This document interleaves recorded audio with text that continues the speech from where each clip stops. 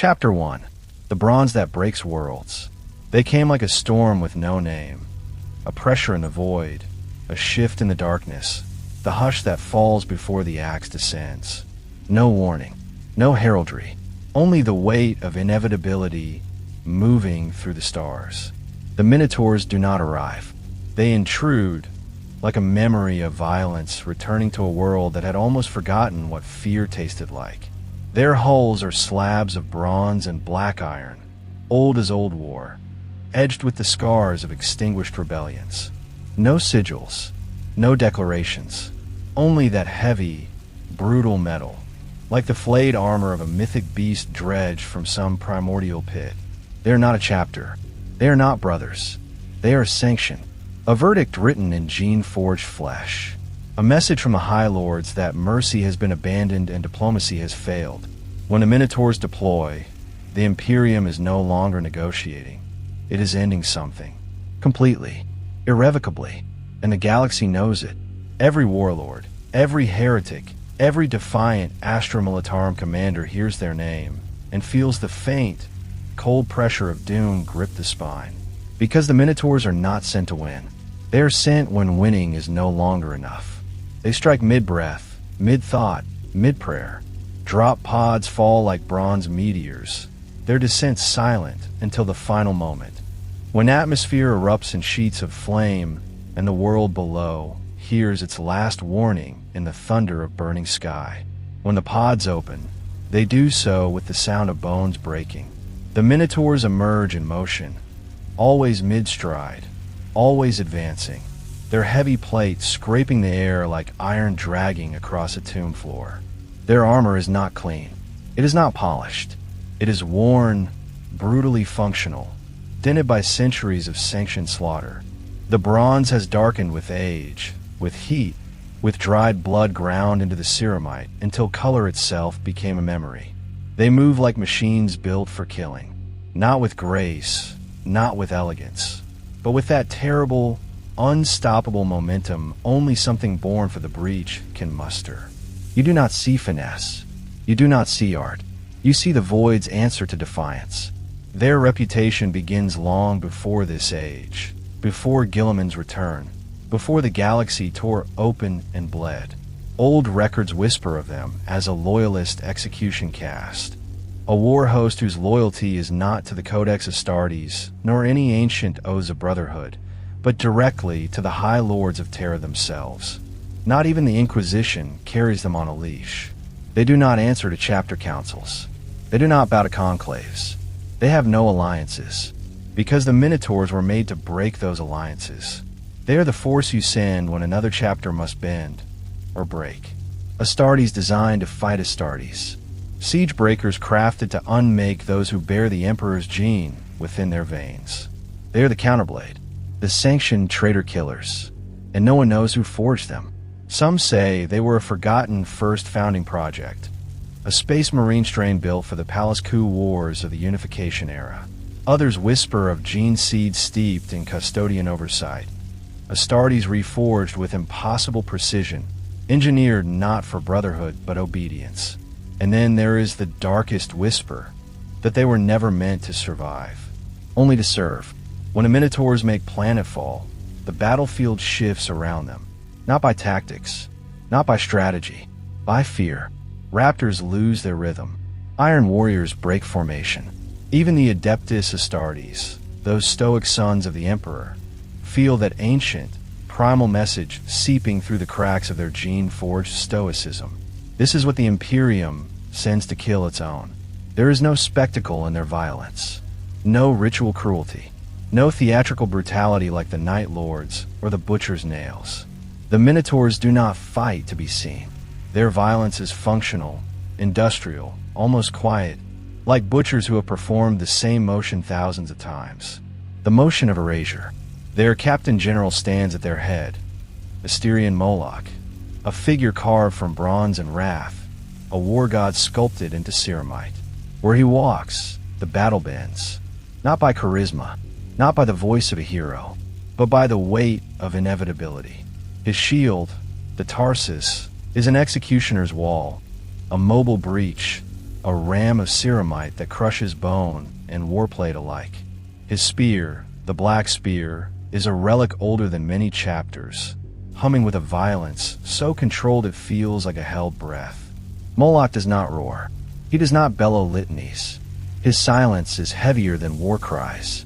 His presence is the moment just before the executioner's axe falls. Understand this. The Minotaurs do not protect worlds. They do not liberate planets. They do not win hearts or inspire hope. They end things. Rebellions. Rival chapters. Empires that have forgotten what loyalty demands. They are a message carved into flesh. The High Lords remember. The Emperor remembers. And disobedience has a price. A price paid in blood, ruin, and the quiet aftermath where cities lie empty, their streets crusted with bronze footprints cooling in the dust. When their task is done, they do not linger. They gather their dead. They burn the bodies of the broken. They take trophies, not as celebration, but as inventory, proof, evidence, record. Then they leave the world in silence, as if wiped clean from the ledger of existence, because that is their purpose, not to conquer, not to build, but to erase, to end, to make certain the Imperium's will is not merely obeyed, but remembered in the marrow of every survivor who witnessed what bronze and iron can do when sent without restraint. Their legacy is not glory. It is not honor. It is the hush that lingers after the execution, the cold air where the head once lay, the silence that follows a verdict carried out with finality. The Minotaurs do not bring victory. They bring closure, and the void, watching in its endless hunger, approves. Because in the end, when all light dies, when the last oath shatters, when hope drains into dust, only one truth remains. The Minotaurs were not made to protect mankind. They were made to punish it, and the galaxy remembers. In silence, as all endings do. Chapter 2, sanctioned by silence. They descended without breath, without promise, without the faintest tremor of warning, as if the void itself exhaled them across the stars. The Minotaurs do not arrive. They manifest, a verdict given shape, a sentence made of bronze and blood. Worlds learn of their presence not through augur pings or vox declamations, but through the sudden pressure in the air, that awful, instinctive tightening in the lungs when prey realizes the predator has stepped into the room. Silence is not their absence. Silence is their language. And when they speak, it is through impact, through collapse, through the slow, inevitable tightening of the noose they draw around their target, choking the life out of defiance until the only sound left is the grind of ceramite and the whisper of ash drifting across a dead horizon. The High Lords never send them first. They are sent when first has failed, and second, and third, when the Administratum's edicts have burned through a rebellion's pride, when the Inquisition's interrogators return empty-handed, when a chapter's warning goes unanswered, or a planetary governor decides he enjoys the weight of a crown too much to listen to Terra's distant voice. That is when the bronze shapes move through the void. They do not negotiate. They do not threaten. The Minotaurs are a judgment, not a force. The galaxy fears them because they're the only Astartes who do not rely on myth. They do not need reputation. Their arrival is the end of history, pressed flat beneath their descending hulls. Their strike begins long before the first boots touch the dust. It begins with silence. Vox channels die in a radius that widens like ink spilled across parchment. Astropaths scream and claw at their faces as something unseen rakes across their minds. A pressure, a weight, like bronze fingers closing around the skull. The void around the system bends with their presence. Not warp touch, not psychic distortion. Authority. A weight of Imperium-sanctioned inevitability that presses through the ether and suffocates resistance before a single round is fired. Most chapters announce themselves with proud code phrases, litanies, heraldry that turns fear into awe. The Minotaurs broadcast only one thing, a string of authorization sigils so ancient, so deeply enshrined in the machinery of imperial rule, that even inquisitorial vessels cut power and drift, bowing without a word. No one challenges these sigils. No one asks for clarification, because these sigils mean one thing across all of Imperial space. Step aside. The killing has already been approved. The fleets attach with the force of a cosmic fracture, tide after tide of bronze hulls slipping from translation like animal shapes pushing through black water. Their warships do not glide. They loom, massive slabs of armored wrath, their silhouettes jagged like broken idols dragged from some ancient undersea ruin. Their prows bear no purity seals, no laurels, no decorative markings. Only gouges, only scars, records of wars fought not for glory, but for closure. The Minotaurs maintain their vessels the way predators maintain teeth, functional, unadorned, ready to tear. And when they form their blockade around a rebellious world, there is nothing poetic about it. They surround a planet the way wolves circle a wounded beast, quiet, patient, inevitable. Before the first landing, they strip a world of hope. Orbital platforms ignite in brief, choking bursts of flame. Defense monitors vanish from Auspex arrays, their hulls split like fruit, debris raining down through the upper atmosphere like broken omens. The Minotaurs do not disable. They destroy. They do not spare. They do not calculate. Targeted strikes wipe out command bunkers, Vox towers, silos, manufactoria, all sever in the same breathless instant. Precision so extreme it feels personal, like a knife sliding into the exact place between ribs. This is the first sanction. Silence the world. Make it small. Make it afraid. Then comes the second. The descent of the Minotaurs is an act of atmospheric brutality. Drop pods fall like the fists of dying gods. Massive capsules of iron-scarred bronze, each one a coffin, carrying an executioner. The sky bruises.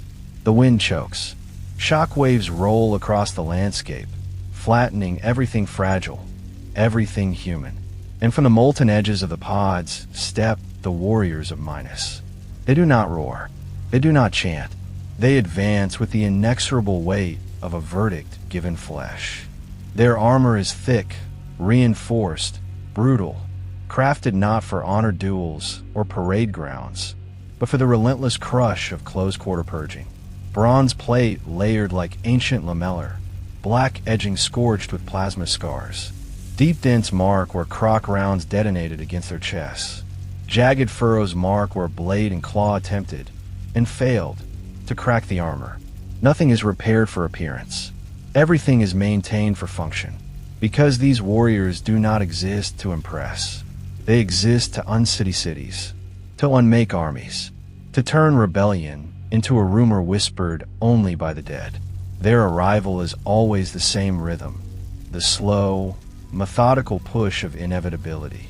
Breacher squads at the front, shields interlocked, forming a moving wall of bronze that absorbs fire the way ancient mountains absorb storms.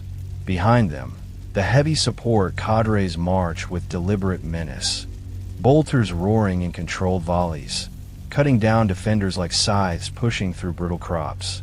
Flank elements move like blades, furious spurts of acceleration, sudden shifts in formation, crushing anything that attempts to maneuver around the phalanx. There is no improvisation. There is no flourish. Only cold doctrine, a style of war crafted specifically to break the kind of opponent other Astartes fear to face. Astartes, sisters, skilled militias, rebellious regiments, elite PDF. The Minotaurs do not hunt the weak. They hunt the capable, those who know war, those who resist with intelligence and experience. Those are the targets the High Lords send them to crush. The Minotaurs are not for wiping out cults or feral uprisings. They are for putting down the proud. And pride dies hard, which is why the Minotaurs kill harder. Their brutality is not senseless. It is calibrated. Against Xenos, they are relentless. Against traitors, merciless. But against fellow Imperials, against those who break the chain of obedience, they are something far more terrifying. Personal, because rebellion from within is betrayal. And betrayal is not forgiven. Not by Terra, not by the High Lords, not by the Minotaurs. They do not grant surrender. They do not accept ceasefires. A world that defies the Imperium has already chosen death. The Minotaurs simply deliver it. Their discipline in battle is monstrous. Where other chapters fight with the pride of sons, the Minotaurs fight with the detachment of a tool, a weapon that has no stake in the purpose behind its own use. Their officers bark only the necessary commands. Their tactical movements are determined not by art, but by algorithm, brutal efficiency driven into their doctrine like nails hammered into wood.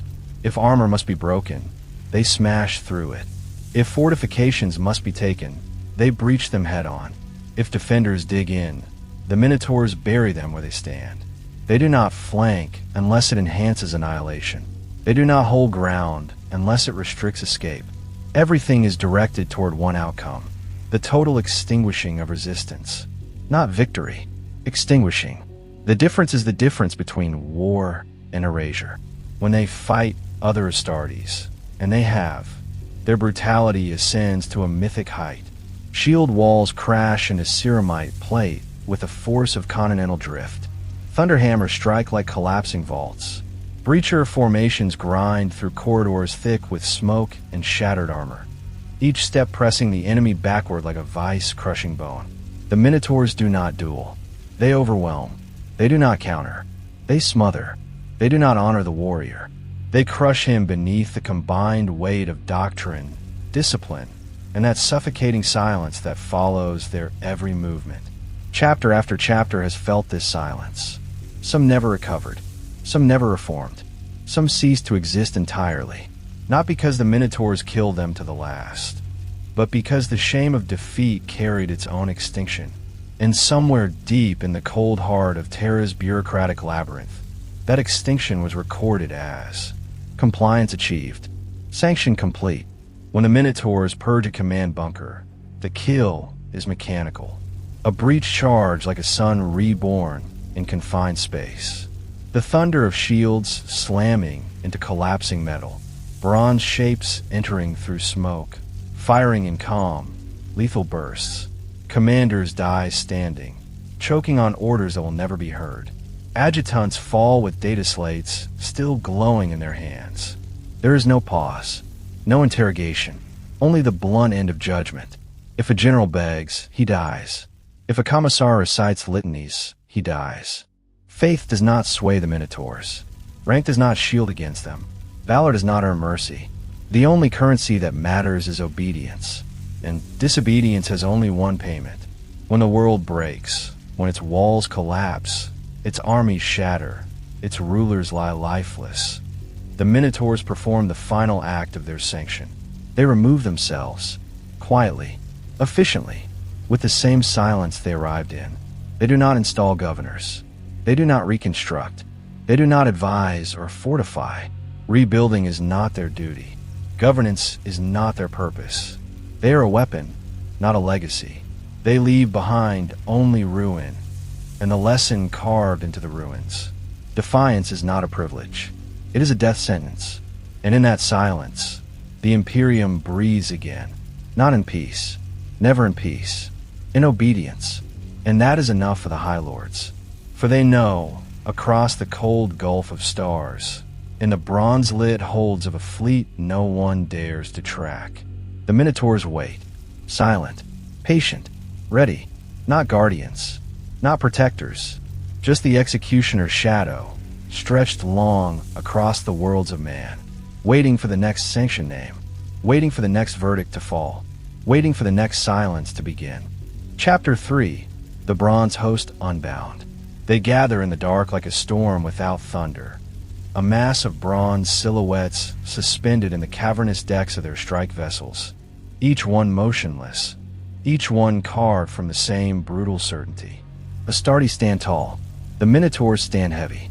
Every warrior seems weighed down by something deeper than ceramite and adamantine, something older, something carried in the marrow.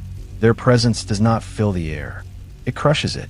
Even servitors, mindless and obedient, tremble as they pass, as if some primal instinct etched into the leftover animal core of their machine-fused bodies recognizes a predator and flinches. Here, in these shadowed holds, the truth becomes undeniable. The Minotaurs are not a chapter. They are a host, a collection of warriors shaped less by brotherhood and more by mandate, forged not for glory, but for the grim arithmetic of sanctioned killing. And when they stand assembled, shield walls interlocking, helms burning with dull crimson optics, they resemble less an army and more a continental fault line given legs. A break, a fracture, a marching catastrophe. The bronze host does not hold ceremonies. There are no oaths taken in unison, no litanies recited beneath cathedral arches of Gothic iron, no incense, no banners. Silence is their ritual. Formation is their creed. Readiness is their devotion. They do not cheer their commanders. They do not chant the name of their chapter. They simply await deployment with the stillness of statues carved from shipwreck metal. Other Astartes take pride in their lineage. The Minotaurs take command, and they obey it with a violence that feels less like loyalty and more like programming. Their recruitment is a riddle wrapped in classified ink and sealed beneath inquisitorial sigils no one will discuss. No one knows where their aspirants are taken from. No one knows how they survive training. No one knows what rites shape them. But when they emerge, pale, scarred, silent, eyes burning with that cold bronze glow, they are indistinguishable from veterans. As if the Minotaurs do not create new warriors. As if they simply replace them. Like a production line continuing an ancient, unending cycle. No stories, no names, no histories of brother this or initiate that. Only ranks, only numbers, only purpose. At the center of this host stands a captain general, Asterian Moloch, a being who seems less born than assembled, as though the Omniscia and the Emperor conspired in secret to forge a single, perfect executioner. His armor does not gleam. It absorbs light, a darkened bronze plate reinforced monstrously, draped with brutal pelts and edged with trophy bones whose origins no one wants to identify. Moloch is not tall by Astarte standards. He is dense, a gravitational presence, a singularity around which the entire chapter seems to orbit, not through admiration, but through inevitability. The black spear rests in his gauntlet hand, humming with restrained rupture. The Tarsus shields his form, an iron door to a future no enemy wishes to open. Moloch does not speak unless necessity demands it. Even his rare commands come out like iron scraping over stone, short, cold, and final. Words are wasted on the condemned. To understand the Minotaurs, you must understand their structure, a hierarchy that feels less like a chapter and more like a war machine. The Circle of Command, sometimes called the Bronze Council, is not a council in any human sense. There is no debate. There is no opinion. Moloch speaks. The Circle executes. Behind them stand the Lochagos, the Phalanx leaders, the shield bearers, the ones who break the first walls and silence the first guns. Beneath them are the Linearios, the line officers who lead from the crush front, their shields rimmed with scars, their helmets marked with the dull white of impact fractures. Then the Hoplomachoi, the veterans, those whose armor is so battered it resembles weathered statuary chipped by centuries of storms. And at the base, the Taurus Legion, the rank-and-file Minotaurs, the endless line of bronze, the avalanche of unyielding, sanctioned wrath. But the most terrible truth is this. None of them question. None of them hesitate. None of them retreat. Even other Astartes, stoic, iron-disciplined sons of the Emperor, look at the Minotaurs and see something missing. Some spark, some flicker of identity. As if obedience in them is not a choice. As if loyalty is not virtue, but wiring. When the bronze host deploys, they do so as one. Not in squads, not in companies, but in blocks. Masses of shield-bearing warriors advancing with the pressure of a tide of iron. Each block moving with mechanical precision. Rows of bronze shields locking together, forming a wall that advances with slow inevitability. Not fast, not flashy, just unstoppable. Fire washes over them and dissolves. Artillery shakes their formation, but never breaks it.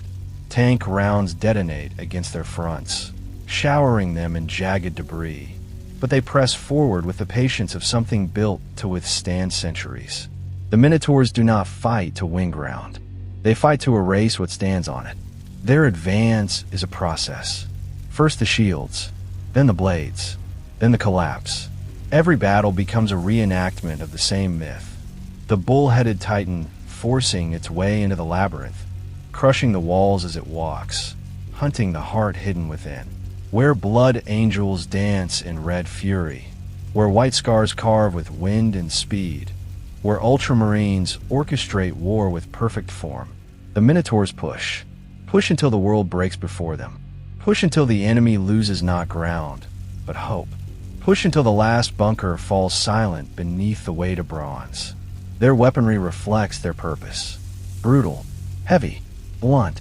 Breacher shields thick enough to deflect point-blank autocannon fire. Chain blades modified for maximum torque, designed to cut through ceramite like rotten bark. Thunder hammers forged not to shatter bone, but to cave in armored hulls. Combi weapons that spit burning ruin into fortifications. Gravtech repulsors retrofitted to pin enemies against walls before crushing them under collapsing bulkheads. Even their bolters sound different. A heavier, deeper roar, like a beast exhaling bone fragments. Nothing is elegant. Nothing is refined. Every weapon feels like an artifact of sanctioned brutality, constructed for siege breaking, for corridor clearing, for the grim business of killing warriors who should not be killable. When they fight, they make themselves difficult to kill. When they kill, they make themselves impossible to stop. When they stop, there is nothing left alive in the world that opposed them. And always, through every breach, every broken fortress, every silenced world, the Minotaurs fight in a stillness that feels wrong. There is no rage, no passion, only function. A hive world once recorded its last transmission before the Minotaurs cut the vox. They're not angry. That's the worst part. They're not angry at all. The bronze host does not celebrate victory. They do not mourn loss. They do not carve names of the fallen. While a warrior falls, he is collected, cataloged, sealed. His armor is stripped, his remains reduced, his plate reforged, and a new warrior steps into the lineage of bronze. Not to replace a brother, to continue a function. The Minotaurs do not grow. They replenish. A cycle, a machine, a host unbound by tradition, unsoftened by ritual, unbroken by the burden of memory. And in this terrifying emptiness, this void where legacy itself withers, the Minotaurs find strength. Not hope, not faith. Strength. Strength that belongs not to the warrior, but to the purpose. A purpose older than them. A sanction written by hands long dead. A cold, administrative cruelty that outlives generations. The High Lords change. Administrations rise and fall. Wars shift. But the Minotaurs? They remain. A constant. A bronze instrument of ends. A host unbound. And when their holds shake with the klaxon of deployment, when the lights dim and the silence deepens, every Minotaur turns toward the drop chamber with the same mythic certainty. This is not war. This is judgment. This is the will of Terra made flesh. This is the bronze host, unbound, unyielding, and waiting for the next world that must be quieted. Chapter 4. The Making of a Minotaur. Stillness. A stillness so deep the void itself holds its breath, as if something ancient, something heavy, something inevitable is about to be carved into the marrow of creation. From this stillness, the voice of the void unfurls, slow, cold, patient, like a tide that has drowned 1,000 ages and remembers each one. Listen, this is how a Minotaur is made. Not born, not chosen, made, forged in silence, sanctioned in blood, unmade as men, so they may rise as the bronze verdict of the High Lords. First comes the taking. It is never called recruitment. That word is too soft, too human, too hopeful. The Minotaurs do not recruit. They extract. From war zones where cities bleed into ash. From compliance worlds newly silenced. From populations who thought themselves loyal. Until the Minotaurs arrive to teach them what loyalty truly costs. In the hours after a purge, when the fires gutter low and the corpses cool against broken stone, the Minotaurs walk the ruins, searching, not for survivors, for candidates. Children small enough to mold, teenagers too stubborn to die, war orphans with eyes already emptied of comfort. Not the strong, not the brave, the ones the void has already touched. They are taken without explanation, without ceremony, without promise. The Minotaurs do not tell these children they will become Astartes. They do not whisper oaths. They do not offer salvation. They offer obliteration and the chance to rise from it. Those taken vanish into the black hulls of the strike vessels. The doors seal behind them with a sound like a grave being closed. What happens next is not taught in any schola, not recorded in any codex, not spoken of even in hushed tones by those who pretend to know. It is a silence so complete that even rumors avoid it. But the void remembers, and it speaks now. They begin in darkness, not dimness. Darkness absolute, total, crushing, unrelenting. A darkness that strips the world of meaning. For weeks, the aspirants live sightless, locked in cells that smell of recirculated air and iron, fed at intervals so random that time dissolves. They are taught nothing, told nothing. They are left to listen, to themselves, to the ship, to the silence. Some scream until their voices fray. Some pray until their faith cracks. Some claw at the walls until their nails give way. But the darkness never softens. It waits. It starves. It tests. The aspirants who endure do so not by strength, but by surrender. Surrender to the void. Surrender to the idea that the world beyond their cell has ceased to exist. Only then do the Minotaurs open the doors. Only then are the aspirants dragged into the next crucible. The trials are not trials. Trials imply fairness. Trials imply measurement. The Minotaurs do not care for such things. They apply pressure until something breaks. If the aspirant breaks, they die. If the aspirant survives, they are worthy of the next pressure. It continues like this for months. Sleep becomes a myth. Pain becomes a message. Weakness becomes a death sentence administered without hesitation. Instructors wear no heraldry, no rank sigils, only bronze masks, blank faces that reflect nothing but the aspirant's own terror. They speak little. When they do, their words fall like iron fragments. Stand, endure, rise, again, nothing more, because nothing more is needed. The Minotaurs are not shaping warriors. They are deleting anything that is not war. Augmentation begins only when the flesh has been shattered and rebuilt through sheer will. Organs are implanted with brutal efficiency, each surgery performed without anesthetic, because pain is not an obstacle. It is a teacher. The oculobe, the os modula, the Lehrman's organ. But with these come others, organs the Minotaurs do not name, implants whose purposes are sealed in forbidden gene codices. Their initiates change in ways no codex describes. Blood thickens, bone darkens, eyes dim to an animal black, voices flatten until emotion becomes an abandoned tongue. They do not become Astartes. They become something adjacent, something parallel, something the High Lords require when loyalty must be enforced with surgical brutality. And though the gene seed is categorized as stable, the void knows the truth. Stability is a lie. This is weaponization. Then comes the right of bronze, the right that kills most who reach it. A chamber, a single shield placed in its center, walls slick with blood, silence as heavy as a closed tomb.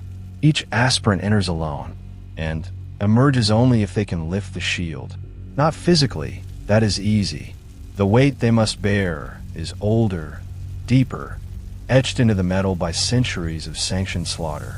When aspirants wrap their hands around the grips, they feel everything. Every rebellion crushed, every chapter broken, every general executed, every fortress breached, every world silenced.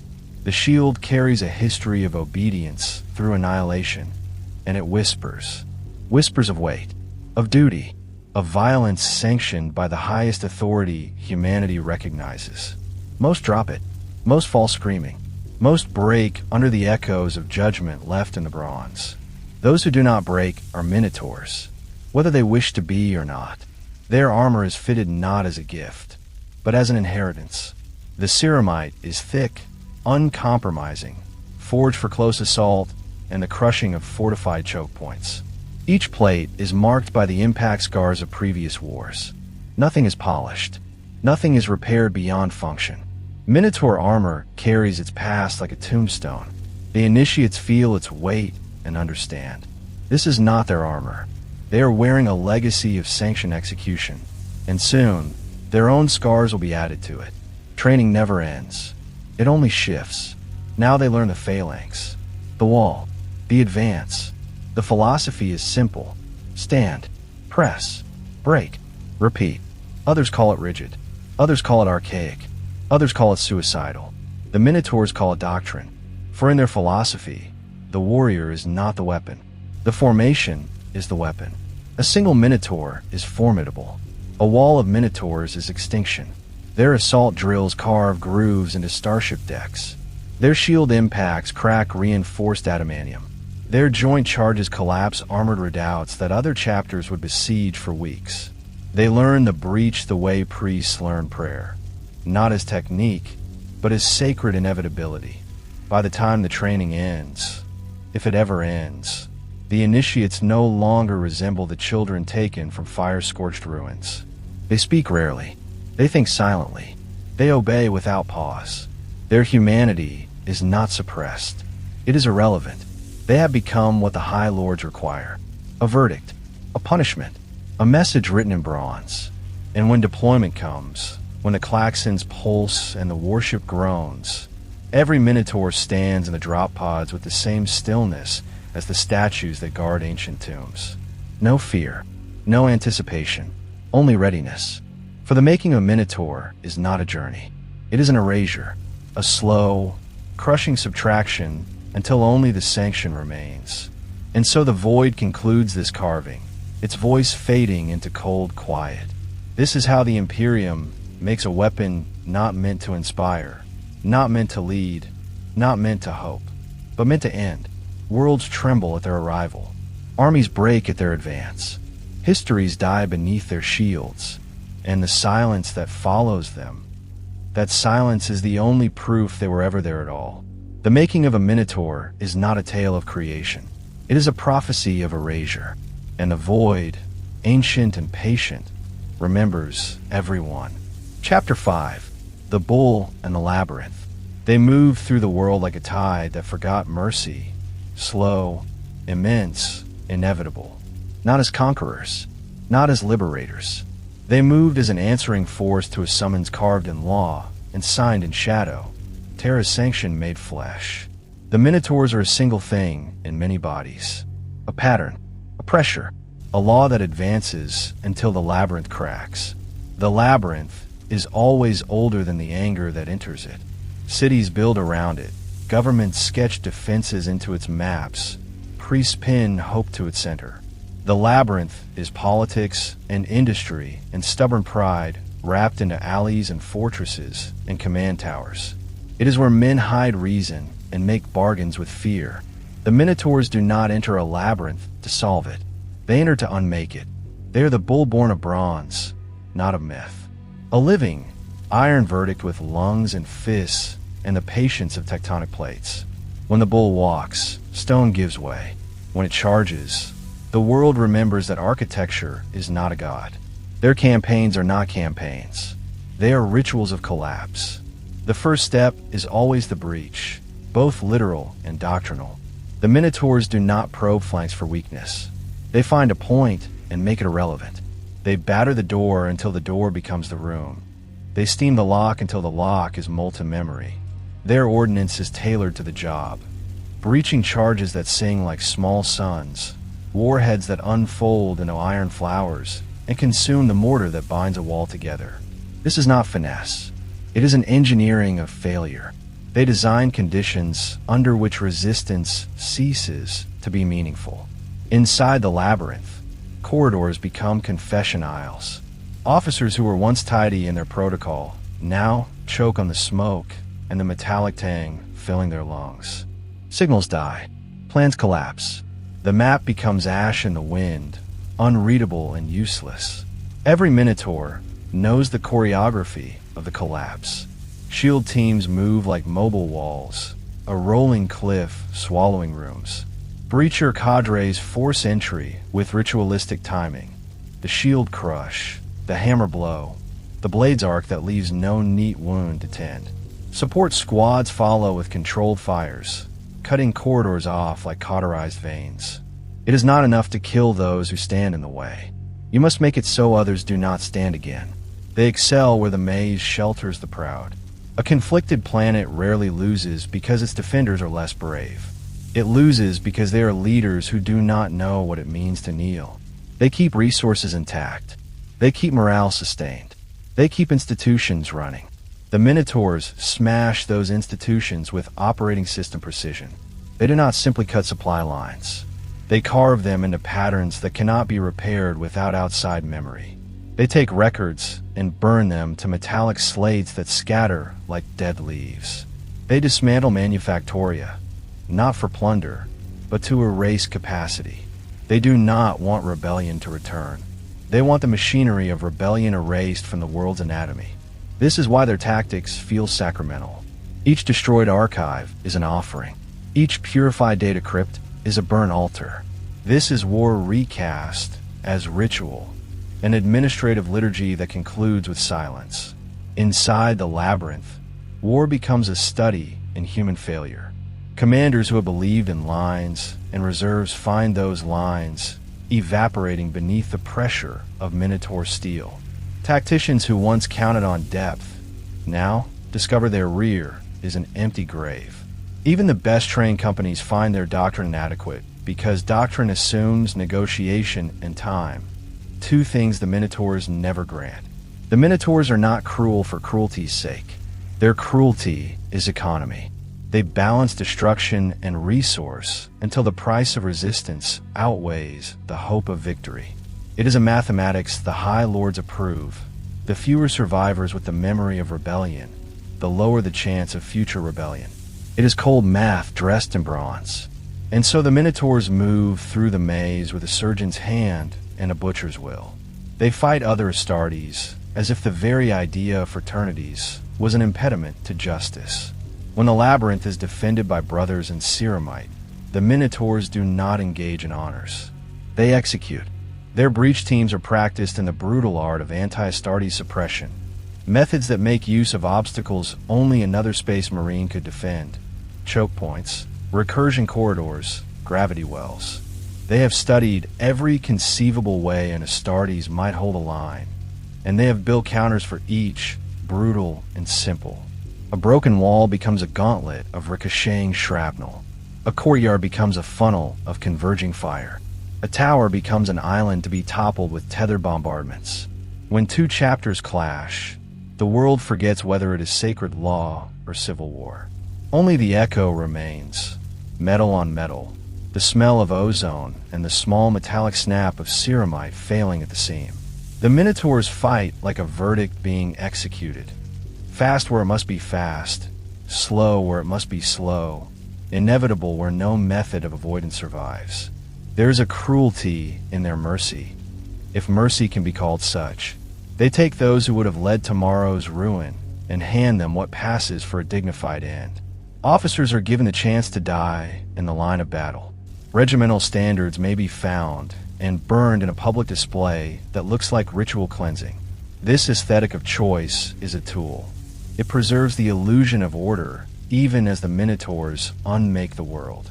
But the Minotaurs' mercy is only a frame to their purpose, to remove memory and capacity, to clear a field of possibility, to prevent the return of thought that might resist the will of Terra.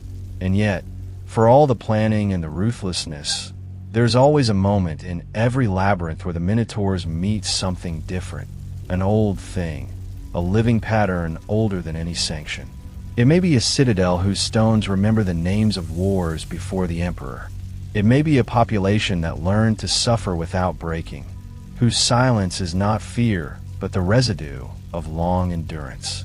It may be a commander who, even in defeat, holds to a principle the Minotaurs cannot measure by law.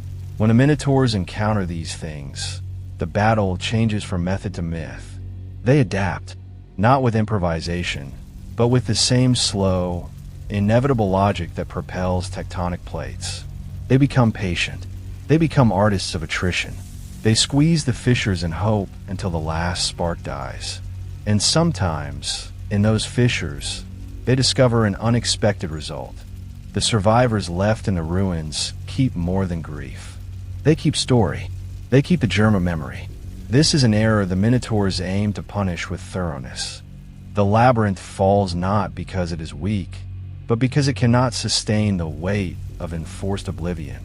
Moral can withstand shock, but when every pillar that held it, finance, army, archive, faith, is taken away or corrupted beyond repair, the labyrinth collapses inward like a throat closing. That is the final violence of the Minotaurs. Institutional amnesia. They do not merely kill. They erase the scaffolding that made a rebellion possible. After they leave, rulers might be replaced. Industries might be rebuilt. But the mind of a people, the collective architecture of defiance, will bear a permanent scar.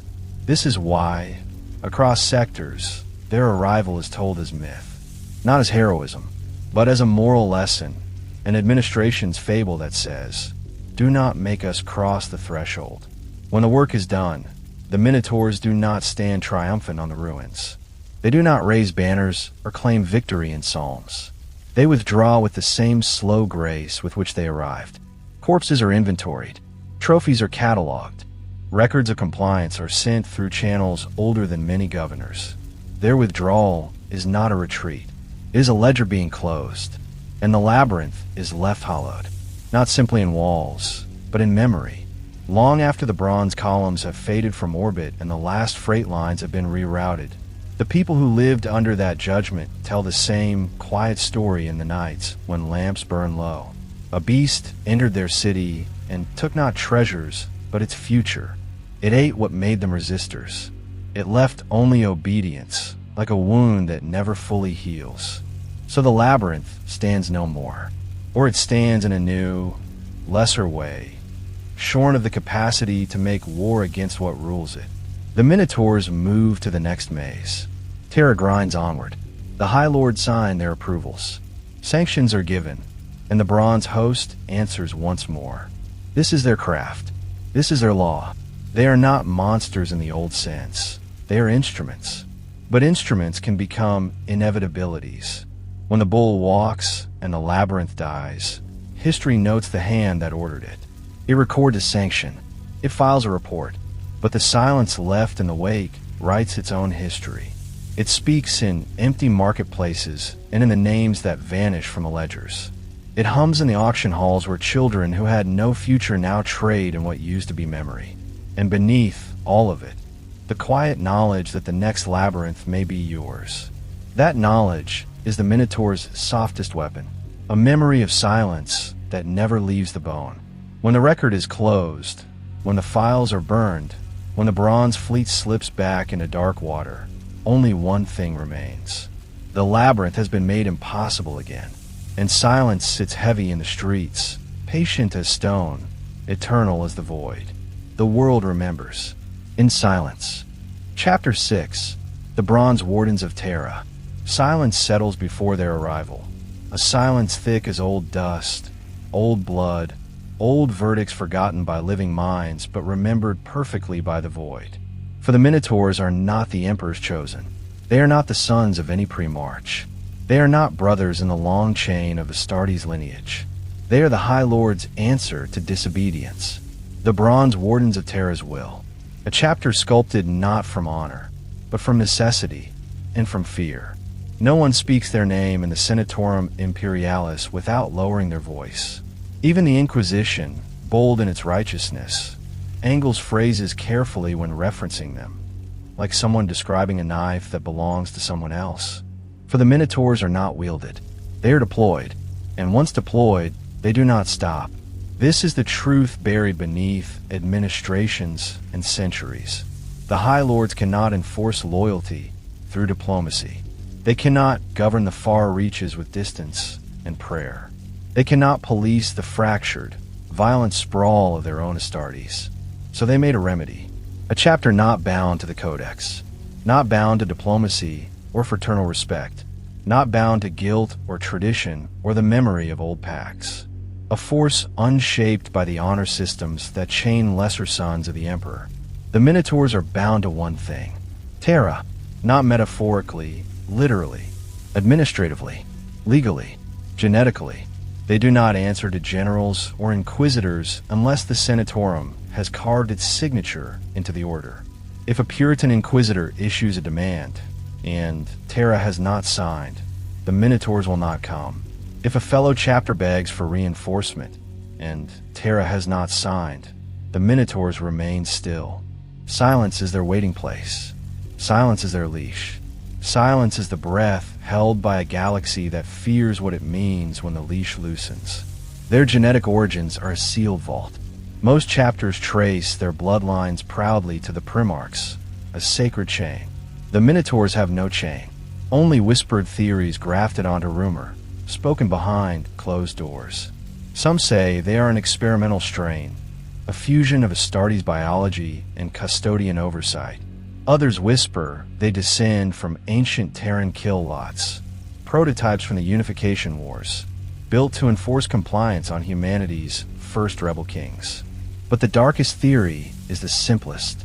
They are made, not inherited, not descended, made, gene-forged with purpose, stripped of individuality, refined over time in the shadows, altered, perfected, corrected, until the product was a chapter utterly devoid of the flaws that cause other Astartes to question their masters. No gene curse, no loyalty drift, no rebellious culture, no pilgrimage to memories of brotherhood. Only the raw, brutal functionality of a weapon sharpened across millennia. And the Senatorum, wise in the way of bureaucratic terror, keeps this weapon wrapped in the paper-thin fiction of independence. They are left in a void, unsupervised, uncontrolled, except by the unseen hand that signs their orders. The Minotaurs are never lost. They are waiting.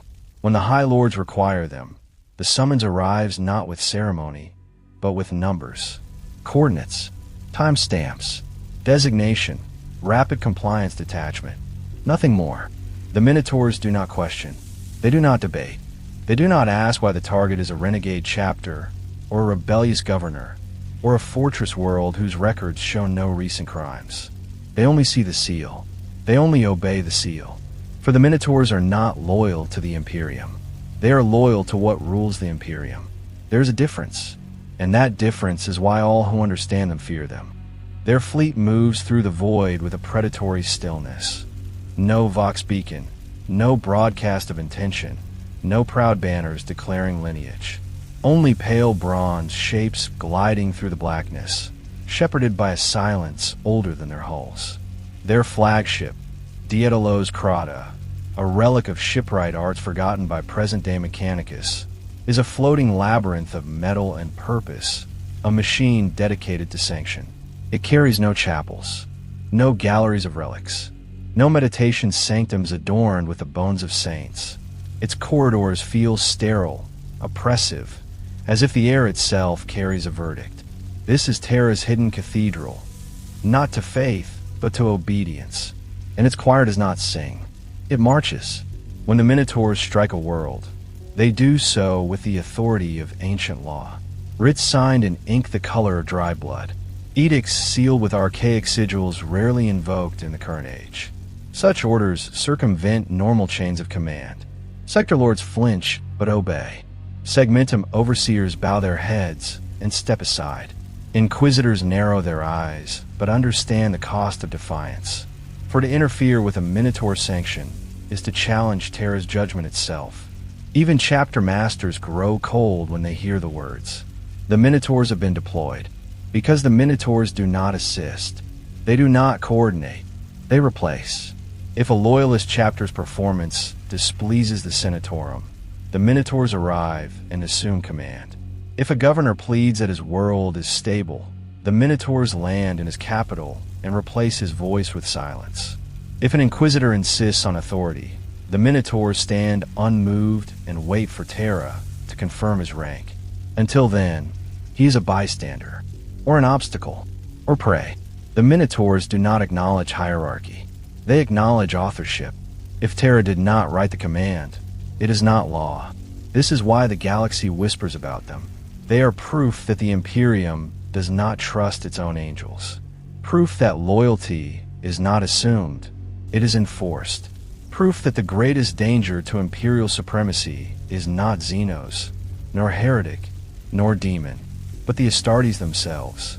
And so the High Lords maintain their bronze wardens, their silent guarantees against treachery, their quiet answer to any chapter that grows too proud, their remedy to any commander who mistakes autonomy for independence. The Minotaurs are not deployed for survival. They are deployed for order. And in the Imperium, order is built from corpses and compliance. Their presence is ritualistic. When they arrive, there is no negotiation. When they speak, it is only to issue directives sealed in the authority of Terra.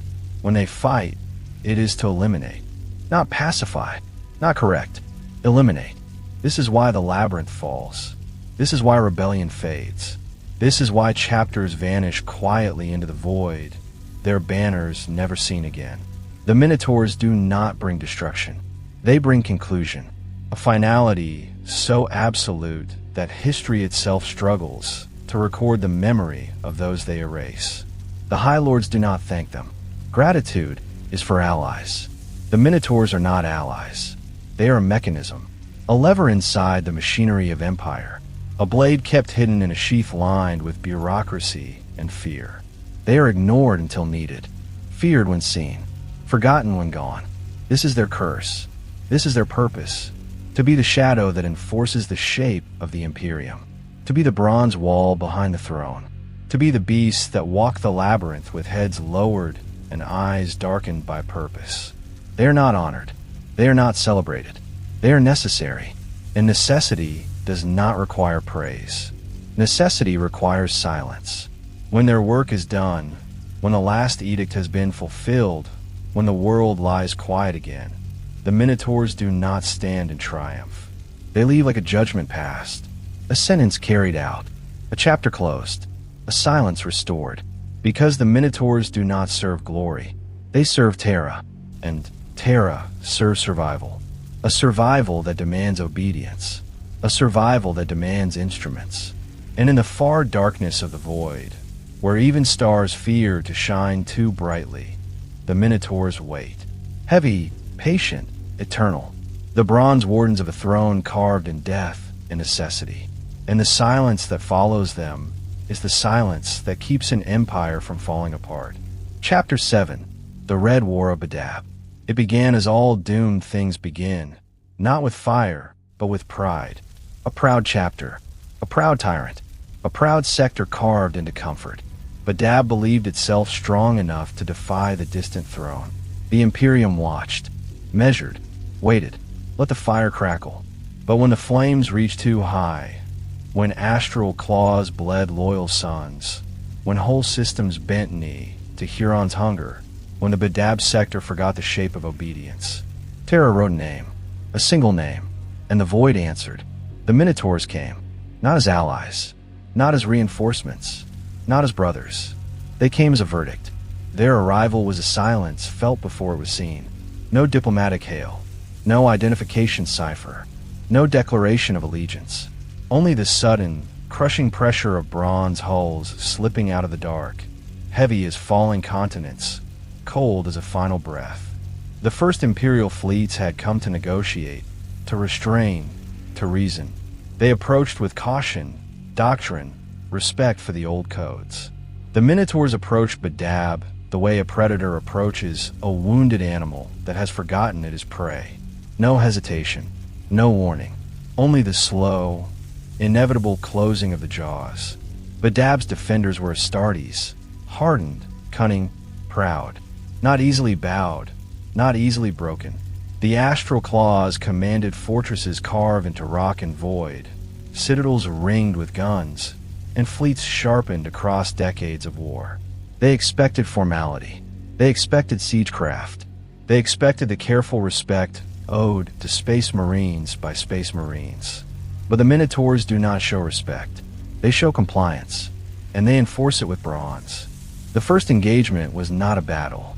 It was an amputation.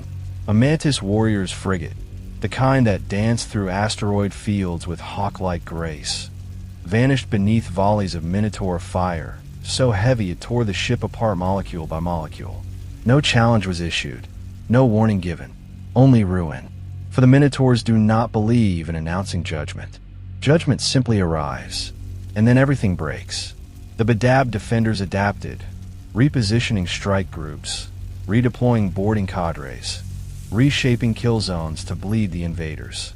The Minotaurs studied each adjustment the way a bull studies a matador, without fear, without confusion, only with the slow patience of something built for the final charge.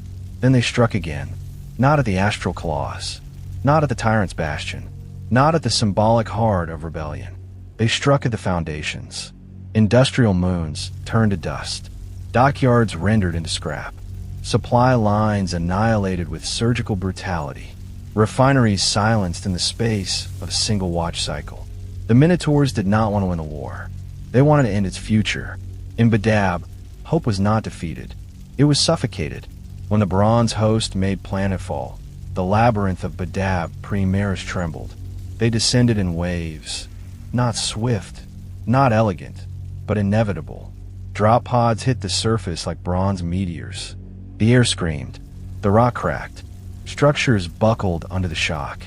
And through the molten doors stepped the Minotaurs. Shields raised, armor scarred, eyes black as the void that birthed them. The first line of Badab defenders fired with desperate discipline. Rounds clanged off shields. Grenades burst against armor. Lost flashes carved glowing streaks through the dust. None of it mattered. The Minotaurs advanced the way glaciers advance. The way time advances. Slow, unstoppable, indifferent. Badab's defenders have been trained for war. They had fought Xenos, heretics, traitors. They knew how Astartes fought, how they moved, how they bled. But the Minotaurs rewrote every expectation. Space Marines fight with fury, with zeal, with tactical instincts sharpened by gene-forged brilliance. The Minotaurs fought like a commandment, as if someone had carved the shape of victory into their bones, and they were simply fulfilling the engraving. Shield walls advanced like living fortifications, driving defenders back step by step. Each impact a promise. You will break. You will bend. You will kneel. And when the defenders did not bend, the Minotaurs broke them. The Mantis warriors learned the lesson next. They fought with speed, with cunning, with mobility honed across centuries. The Minotaurs responded with gravity, literal and metaphorical. Grav cannons pinned them in place. Phalanxes trapped them in corridors. Breach teams turned their hidden strongholds into slaughterhouses where bronze bodies crashed through walls and wiped out squads in seconds. The Minotaurs did not fight the Mantis warriors. They erased them, and when the dust settled, no one could find the bodies of the fallen. The Minotaurs always take their due. They always take the proof. But it was the Lamenters who suffered the deepest wound. The noble sons of Sanguinius, already cursed by a galaxy that offered no mercy, found themselves trapped against a bronze tide that refused to acknowledge their honor. They pleaded. They reasoned.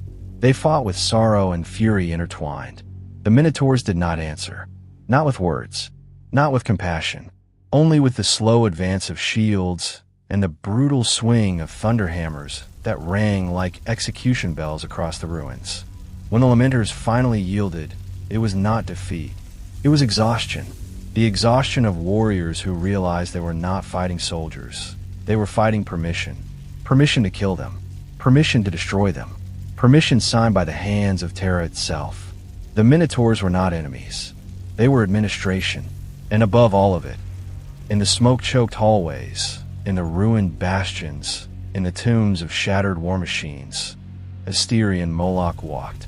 Not fast, not slow, with the tread of something ancient, something heavy, something used to breaking kings. His spear cracked ceramite. His shield crushed bone. His silence suffocated hope. When he entered the heart of Badab, the defenders did not cry out. They did not plead. They did not pray. They simply understood that the war was over. Not because they had lost, but because Terra had come to collect its due. Through him. Through the bronze beast of the labyrinth. Through the Minotaurs. And when Badab fell, when the tyrant fled, when the rebellion's spine cracked beneath the weight of bronze, the Minotaurs did not celebrate, did not stand triumphant, did not claim the glory that other chapters might carve in a saga in stone. They gathered their dead. They burned their trophies. They cataloged their kills. Then they left, without ceremony, without explanation, without a single word, like the hand of Terra withdrawing after delivering the blow. And in the silence that followed, the galaxy understood. Badab had not been defeated. It had been corrected. This is the truth the void whispers across the stars. When the Minotaurs come, you are not fighting an army. You are facing the signature of ancient authority. A signature written in bronze, delivered by extinction, and remembered only through silence. Chapter 8. The High Lord's Executioners. The void speaks in the old way, slow, heavy, cold, as if each word is being carved into the bones of a dead star, as if memory itself fears to remember what comes next. Listen, this is the chapter the Imperium whispers behind sealed doors. This is the truth spoken only when the lumens dim and the void outside the viewport seems too close, as though bronze shapes drift just beyond sight. The Minotaurs are not warriors, not guardians, not champions of mankind. They are the High Lord's executioners. The sanctioned beasts released from their labyrinth only when diplomacy collapses, and the Imperium requires a hand without hesitation. A hand that does not tremble at the killing of kin. A hand that does not question the name written on the order. A hand that carries out judgment with the cold indifference of a guillotine. Most chapters are founded with a purpose: to defend, to liberate, to conquer, to preserve. The Minotaurs were forged with a different mandate, a mandate carved into their identity like scars. They are not meant to protect the Imperium. They are meant to enforce it. Their enemies are not Xenos, not demons, not heretics. Their enemies are those who forget fear, those who confuse autonomy with authority, those who misinterpret survival as independence, those who believe their achievements grant them the right to question the throne. Against such targets, the High Lords cannot send diplomats. They cannot send custodians, too sacred. They cannot send the Imperial Guard, too fragile. They cannot send other Astartes, too proud. So they send the Minotaurs. Because the Minotaurs do not know pride. They know only sanction. Documents hidden beneath layers of redacted ink whisper a doctrine. In the event of Astartes' non-compliance, deploy the Bronze Host. It is a policy older than the current millennium, yet never spoken aloud in conclave. A policy that exists because the Imperium remembers its wounds. The wounds inflicted not by alien hands, but by the Emperor's own sons. Horus, Kurz, Ongran, Lorder, Perturabo, Fulgrim, Mortarion, Magnus, Alfarius. 9 dead or damned. The Imperium cannot afford a 10th. So the High Lords keep a knife hidden in the folds of their robes. And that knife is a chapter. The Minotaurs do not visit Terra. They do not kneel before the Senatorum. They are not summoned to oaths, or councils, or pageantry. Their orders come through sealed noospheric channels. Ancient codes, mechanical lexicons, authority chains older than Gilliman's reforms and older still than the Second Founding. Some scholars swear these channels resemble the encrypted networks once used by the Sigillite himself, a remnant of the Unification era's hidden mechanisms, a machine that has never been turned off. Others claim the codes map to proto-custodian infrastructure, a silent network of loyalty that bypasses every living chain of command. No confirmation exists, no denial either, only silence. A silence that feels like Terra holding its breath while its bronze hound waits in the dark. When the order comes, it is always simple. A designation, a region, a target. No explanation, no justification. The Minotaurs do not require context. Their doctrine does not permit doubt. Their identity leaves no room for hesitation. Other chapters might question morality. Other chapters might question honor. Other chapters might demand evidence. The Minotaurs ask only for coordinates, and then they kill. Their most notorious assignments are never listed in public record. The administrative archives contain only empty file slots and titles struck through with thick black lines. But the Void remembers. It remembers the Celestial Lions, their ranks shattered by events no one dared investigate. It remembers the Lamenters, driven to the edge of extinction for sins not fully their own. It remembers chapters whose names have been erased from litany and legend alike, lost not to chaos, but to compliance. When the Minotaurs fight Space Marines, it is not war. It is execution. Their doctrine shifts into a shape far colder than battlefield hunger. They nullify reserves, target apothecaries, destroy gene seed banks, cut down command cadres with methodical precision, collapse fortresses onto their own garrisons, take trophies not as triumph, but as inventory, as proof of conclusion. No mercy, no quarter, no negotiation. The Minotaurs erase not only warriors, but the future those warriors could build. When fighting humans, they fight like a system shutting down an error. When fighting Xenos, they fight like a storm answering a trespass. But when fighting Astartes, their kin, their equals in biology if not purpose, they fight like executioners carrying out the sentence of an empire too vast to enforce its own laws. There is no rage, no ritual, no hatred, only the quiet message carried in every impact of their shields. Your chapter has been weighed. Your loyalty has been measured. Your future has been denied. The tragedy of it all is simple. The Minotaurs are loyal. Perfectly. Absolutely. Irrevocably. But their loyalty is not to the Emperor's dream, nor to humanity's survival, nor to the ideals of the legions. Their loyalty is to the throne as it exists today. Cold, bureaucratic, unloving. A loyalty that requires obedience, not faith. A loyalty that demands extinction, not understanding. A loyalty sharpened by centuries of political necessity. This loyalty is not beautiful. It is not inspiring. It is efficient. And efficiency kills civilizations. In the High Lord's chambers, where every word is a calculation and every pause a weapon, the Minotaurs exist as insurance. Insurance against defiance. Insurance against ambition. Insurance against the ghosts of the heresy walking again in the armor of loyal sons.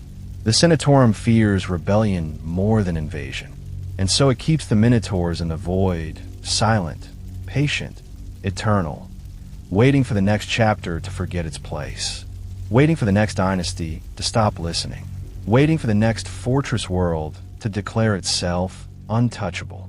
The Minotaurs do not judge. They only arrive. And the galaxy learns again that the Imperium does not need to be righteous to be obeyed. It needs to be feared.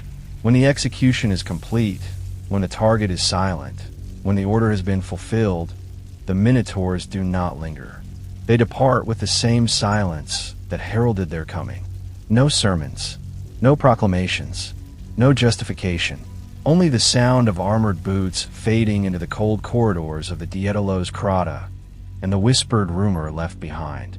The High Lords sent their hound, and all who hear it quell their ambition, temper their pride, silence their doubt, because the Minotaurs exist to remind the Imperium that the throne, though distant, has teeth, and those teeth are bronze, and their bite is extinction, and the silence that follows is the silence of law, cold, unrelenting, eternal.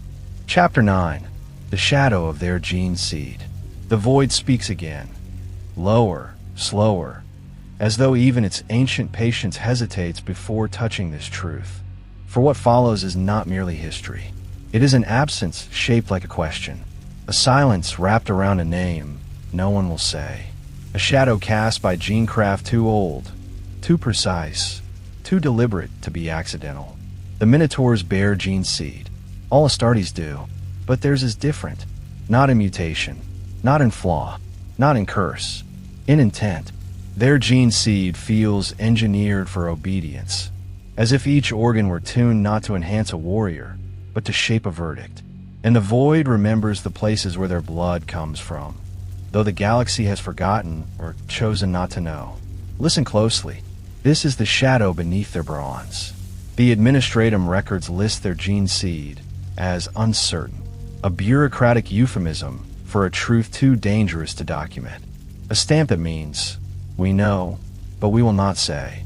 The Adeptus Mechanicus claims their strain is functionally stable, yet prone to aggressive escalation patterns under combat stress. A polite way of saying, they are dangerous even when loyal. The Inquisition refers to it only in sealed files, indexed by code words that taste of fear: Hecaton, Toripel, Cryptia. Names from ancient Terran myth used when real terminology must be avoided. And the Minotaurs themselves? They do not speak of lineage, because lineage implies heritage, and heritage implies a father. The Minotaurs have none, only makers. Rumors swirl like dust around an unmarked grave. Some claim their origins lie with the Iron Warriors, that their siege-breaking brutality and cold, methodical advance resemble the logic of Perturabo's sons. But the Iron Warriors were never obedient. They chafed under command. They cracked open the Imperium like a skull too soft to protect its own mind. The Minotaurs do not chafe. They do not challenge. Where Iron Warriors question, Minotaurs comply. Where Iron Warriors build fortresses, Minotaurs break them. No, they are not Perturabo's heirs. Others whisper the blood of the Imperial fists, for their unrelenting phalanxes and immovable discipline recall Dorn's stoic legacy. But the fists were honor like armor. The Minotaurs were silence. The fists are defenders. The Minotaurs are destroyers. The fists build walls. The Minotaurs erase foundations. Not Dorn. Never Dorn. His sons would rather die than serve politics. The Minotaurs live for politics, every command. Then the most dangerous rumor. The World Eaters. Not the frothing, cursed remnants of Angren's broken legion, but the early gene stock. The prototypes crafted on Terra before the butcher's nails twisted sanity into slaughter. Early World Eater tissue was clean, obedient, engineered for relentless assault, designed for attrition and shock pressure warfare. It produced perfect soldiers until Angren's mutilation warped the lineage forever. But what if some samples were preserved, locked away, uncontaminated, waiting to be used again? What if the High Lords opened those vaults? What if the Minotaurs are the echo of Angren's genesis? Not his curse, but the intended design. Not berserkers, but instruments of controlled brutality. Not rage, obedience sharpened to violence. A possibility too uncomfortable to acknowledge, too useful to deny. Then the darkest theory of all, one whispered only by those who will never speak again. Some say the Minotaurs are not descendants, but descendants of no one. Not a founding, not a gene line, not a legacy, but a project. A clandestine continuation of the Emperor's earliest experiments. The Proto-Astartes programs, the gene laboratories beneath the palace, the laboratories where Thunder Warriors first bled and first died. These experiments were archived, sealed, burned from the record. But the High Lords inherited more than authority. They inherited keys. Keys that unlock doorways deeper than any Inquisitor dares walk. And from those doorways may have crawled the blueprints that later became the Minotaurs. Refined, stabilized, stripped of heredity, stripped of identity, stripped of loyalty to anyone but the throne. Thunder Warrior discipline forged into Astartes strength. Astartes resilience hardened by directionless lineage. Directionless lineage bound in obedience. A hybrid built not to inspire. A hybrid built to enforce. A hybrid that remembers nothing but the command it was shaped to obey.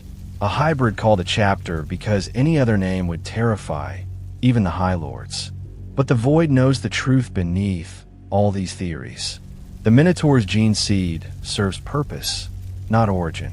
Purpose is its ancestry. Function is its parent. Obedience is its bloodline. Their bodies reflect this truth. Look closely. Their skin is pale, as if sunlight is a memory they never earned. Their muscles are dense, designed for attrition and close-quarter combat. Their pain response is muted, as if suffering is a distraction they were edited to ignore. Their aggression is not rage, not emotion at all. but a behavioral subroutine triggered by sanctioned permission. Their metabolism burns like a furnace fed by duty instead of hunger. When wounded, they fight harder. When cornered, they advance. When surrounded, they break the circle. They do not recoil. They do not hesitate. They do not question, as if their organs whisper the same command over and over. Advance. Obey. Erase. The apothecaries of the Minotaurs do not dissect for knowledge. They dissect for compliance. Every fallen warrior is cataloged. Every deviation noted. Every mutation burned. Every anomaly filed in a codex that no outsider may ever see. Their gene vaults are not adorned with relics. They are sterile chambers lined with cylinders holding culture stacks that pulse and dim, amber light like the hearts of slumbering beasts. If there are flaws, they are corrected. If there are errors, they are removed. If there are questions, they are silenced. The Minotaurs cannot afford to carry the burden of history. They carry only purpose. Other chapters whisper that the Minotaurs feel wrong, not corrupted, not tainted, but incomplete. Like a sculpture missing its soul, like a son missing his father, like a weapon missing the memory of the hand that forged it. But there is a different way to see them. Perhaps they are not incomplete. Perhaps they are finished. Astartes stripped of vanity, stripped of myth, stripped of all loyalties except the one loyalty the Imperium cannot survive without: fear. And yet, in rare moments between wars, on the Daedalus Crata's silent decks, a Minotaur may pause, not to think, not to pray, not to remember, but to breathe, a long, heavy breath, like the exhale of an ancient creature that has forgotten its own beginning. In that breath lies the shadow of their truth. Whatever their gene seed once was, whatever name it once bore, whatever lineage it might have claimed, has been devoured by the function they were shaped to serve. The Minotaur's origin is not in blood. It is in purpose. A purpose heavy as bronze, cold as void, silent as judgment. A purpose that erases ancestry and replaces it with inevitability. A purpose written not in DNA, but in policy. And nothing in the galaxy is as eternal as policy. Thus the void concludes its carving. The Minotaurs are not defined by where they come from. They are defined by what they are summoned to destroy. Their gene seed carries no father's face. Their heritage bears no primarch's voice. Their lineage knows no myth, no poetry, no dream. Only function, only compliance, only extinction, and the silence that lingers after them. The silence that clings to broken fortresses and empty vaults is the only heritage they need. Chapter 10. The Labyrinth of Moloch. The void inhales, slow, cold, eternal, as if bracing itself to speak the name that even the stars hesitate to whisper. Moloch, not a title, not a rank, a weight, a presence carved from bronze and inevitability, a storm given the shape of a man, a judgment that walks. The labyrinth is not the world he enters. The labyrinth is him, and those who meet him inside it never leave unchanged or alive. He was not born. He was not raised. He was not ascended. He emerged, like a shadow stepping out from behind a larger darkness, like a truth the galaxy had tried to forget but could not bury deep enough. His first appearance in Imperial record is not a birth date, not a dossier, not a lineage. It is a kill count, a list of dead commanders, silent strongholds, broken chapters, all marked with the same notation. Condition, resolved by Captain General Moloch, as if he were less a leader and more a device. A mechanism that activates when the High Lords require something absolute, something final, something that cannot be reasoned with. He wears bronze like a second skin, not shining, not polished, dark, dented, heavy with the sediment of 100 wars. His armor does not adorn him. It contains him. It feels less like ceramite and more like a cage built to restrain the pressure of something greater. The black spear rests in his hand, a weapon so old that the Mechanicus will not claim it. Its haft is carved from material older than the Imperium, older perhaps than humanity's memory. Its blade hums not with energy, but with hunger, a low, constant resonance like a heart that never tires of beating against bone. The Tarsus shield is his companion, a bronze slab scarred by centuries, dense enough to stop the charge of a contemptor, heavy enough to crush a predator tank beneath its weight. Together, spear and shield form a geometry of destruction. The spear that enters the labyrinth, the shield that closes the exit. Moloch leads not from the front nor from the rear. He leads from the center, the point of balance where inevitability settles its weight. His presence changes the battlefield the way the arrival of gravity changes a falling stone. Faster, harder, certain. His warriors do not chant his name. They do not shout oaths to him. They do not ask for inspiration. They simply move around his existence, as if drawn by a star with a measurable pull, as if the labyrinth of war reshapes itself according to his steps. It is said that Moloch does not feel rage. Rage is too human, too immediate, too honest. He feels pressure, a constant pressure that drives him to action and keeps him there until the objective is no longer breathing. Witnesses describe him advancing through volleys of fire as if the shots were raindrops. They describe him striking with the precision of a machine designed only for killing. But the truest terror is not his strength, nor his speed, nor the brutal certainty of his attacks. It is the silence. Moloch kills without a word. He kills without changing rhythm. He kills without acknowledging that the thing he is killing was ever alive. He kills like a man carrying out a chore, a necessary task, a daily function, a quiet, endless duty. Many have tried to understand him. Most of those are dead. Some are forgotten. A few left notes that later archivists burned. Notes that whispered, "He is not entirely." Astartes, not mutation, not a curse, not a contamination. Something worse. Something missing. The spark of individuality that defines every son of the Emperor. The spark that makes even the most obedient chapter still a brotherhood is absent in him. He is not unnatural. He is unfinished. A blade sharpened to such a degree that the handle has worn away. An instrument with no musician. A sentence with no speaker. A labyrinth with no exit. He serves the High Lords not because he is loyal, but because he is incapable of imagining disobedience. It is not devotion. It is design. His tactical mind is not genius. It is not brilliance. It is inevitability. Where other commanders calculate, Moloch decides. Where others negotiate the shifting tides of war, Moloch applies pressure until the tides break. His doctrine is simple. Find the heart of resistance. Crush it. Remove its memory. Advance. A method that should be predictable and therefore exploitable. But predictability is only a weakness when the force in question can be stopped. Moloch cannot. His strategies unfold like tectonic shifts, slow, unstoppable, and utterly destructive. Enemy plans crumble not because they are flawed, but because Moloch exists. The labyrinth collapses because the bull is walking through it.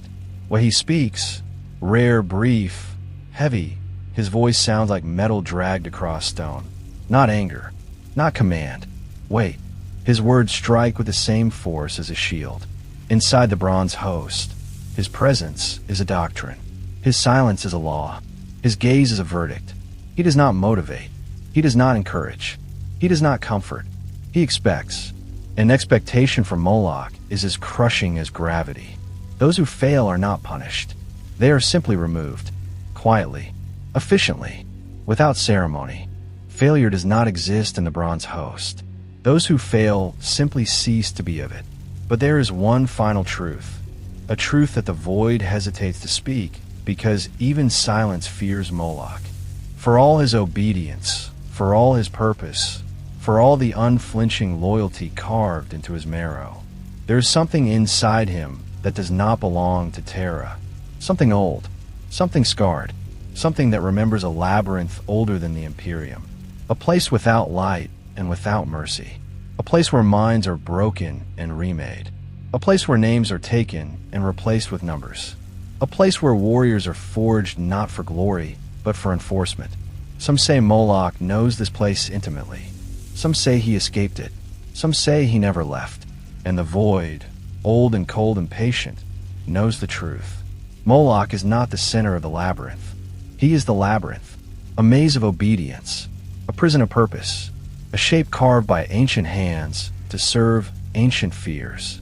He walks the galaxy not as a man, not as a commander, but as a structure built to contain rebellion, a structure built to crush ambition, a structure built to silence history before it can speak against Terra. And when the labyrinth collapses around him, when the world breaks beneath his bronze, Moloch stands at the center, not victorious, not triumphant, but simply present, as if this is where he has always stood, as if this is where he was always meant to stand, as if the galaxy itself was built to give him corridors to walk and enemies to erase. Thus in the carving, Moloch, the bull at the center of the maze that moves, the maze that kills, the maze that obeys, a labyrinth of bronze and silence, and the void whispers. He does not lead the Minotaurs. He is the Minotaurs. Chapter 11. The closing of the bronze labyrinth. It ends the way all things shaped by silence end. Not with fire, not with triumph, but with a slow, crushing stillness that feels older than war and older still than memory. The void pauses, as if even its infinite depths hesitate to speak the last chapter of a saga carved in bronze and blood. Listen now. This is the final carving, the closing of the labyrinth, the sealing of the Minotaur's purpose in the stone of eternity. The Imperium does not end in fire. It ends in pressure, the pressure of duty, the pressure of obedience, the pressure of decisions stamped by hands that have long forgotten mercy. For millennia, the Minotaurs walked the galaxy as Terra's shadowed sentence. They were the fist beneath the velvet glove of authority, the quiet correction to disobedience, the unspoken reminder that the Emperor's dream is not upheld by hope. It is upheld by fear. And the Minotaurs were that fear given form, given muscle, given mandate. Their bronze was never armor. It was a warning the galaxy learned too well. Worlds they walked did not remember battles. They remembered absence. Cities stood empty, not ruined, emptied. Armies fell silent, not broken, silenced. Chapters disappeared from record, not slain, erased. What is an enemy if even the story of them does not survive? This is how the Minotaurs won every war. Not through slaughter, but through the annihilation of memory.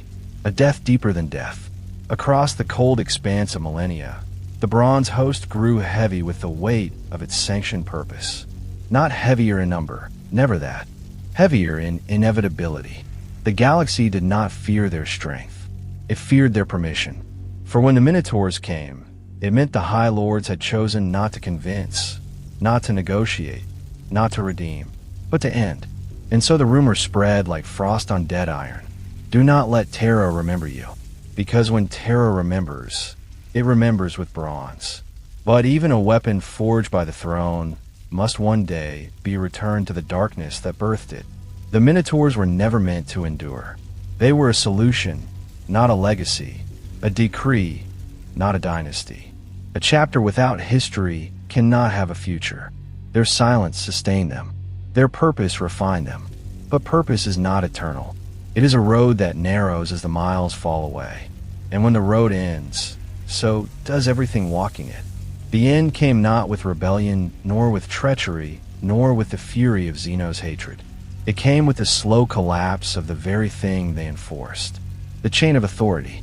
The High Lords who had signed their orders fell to age, to intrigue, to quiet erasure. New lords rose who did not know the old lexicons nor the ancient seals that commanded the bronze host. Lines of power shifted. Chains of command rewrote themselves. The machinery of the Imperium turned a fraction to the left, just enough to leave the Minotaurs outside its gears. A weapon unused is a weapon forgotten. A weapon forgotten is a weapon that returns to the quiet place it came from. One by one, the orders ceased. The sealed channels flickered, dimmed, and died. The Daedalus Crata drifted longer and longer between deployments, its engines growling in idle slumber, its warriors pacing corridors that no longer hummed with war's urgency. Moloch stood in the center of the flagship like a statue, waiting for a voice that would never speak again. The bronze host remained ready, but readiness decays when purpose no longer feeds it. Silence grew thick on every deck. Not the silence of discipline, not the silence of obedience, the silence of a grave not yet filled. Some chapters fade in war, some fade in scandal, some fade in treachery. The Minotaurs faded in irrelevance, and irrelevance is the one death they could not crush beneath their shields. They were shaped to break armies, not to survive peace. They were forged to enforce authority, not to exist without it. They were loyal to Terra, not the ideal, not the myth, but the institution. And when the institution changed, the Minotaurs found themselves carved out of history. Not purged, not destroyed, not hunted, forgotten. The quietest execution of all. There are no last battles to recount, no final stands, no heroic retreats, only drifting signals, abandoned fortresses, silent Vox records, bronze armor found on empty decks, helmets set neatly in rows, as if their owners simply removed themselves from the galaxy with the same stillness with which they once evaded. Even Moloch, the bull, the labyrinth, the executioner, vanished without echo. No corpse, no ruin, only absence. The void does not mourn. It does not question. It simply fills the space. And so the Minotaurs ended as they had lived, in silence. No saga, no archive, no chant carved in stone. Only worlds that remember their heavy footsteps. Only sectors that still flinch at the sight of bronze. Only the quiet dread that authority might once again reach into the void and pull them back. But the void is patient. The void is vast. And the void knows that some weapons are never meant to return. They are meant to end. To be the last word before nothing. To be the bronze seal on the final decree. To be the silence after compliance. Thus the labyrinth closes. Thus the carving ends. Thus the Minotaurs pass into the cold where memory fades. Not defeated.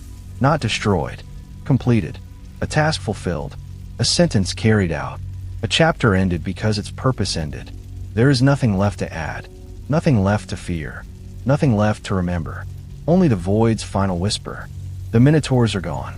And the silence they leave is the silence they served.